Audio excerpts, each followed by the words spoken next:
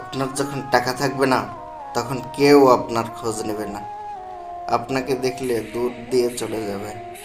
যত কাছের বন্ধুই হোক, সেও চেষ্টা করবে যে আপনার থেকে দূরে কেমনে থাকা যায়। আর যখন আপনার কাছে টাকা থাকবে, তখন দেখবেন যে মানুষ কত কি নাই করে এই আপনার জন্য। আপনার পিছনে টাকার বান্ডিল নিয়ে, চেক নিয়ে ঘুরে বেড়াবে। কিন্তু যখন আপনার কাছে টাকা থাকবে না, সম্পদ থাকবে না, তখন আপনাকে কেউ সাহায্য করতে আসবে না। আর এই মুহূর্তে আপনাকে যে সাহায্য করতে এগিয়ে আসে, সেই হয়েছে আপনার প্রকৃত বন্ধু। আমরা এই যে প্রকৃত বন্ধু খুঁজি, এই প্রকৃত বন্ধু যে কিনা আপনার বিপদে আপনার পাশে দাঁড়ায়।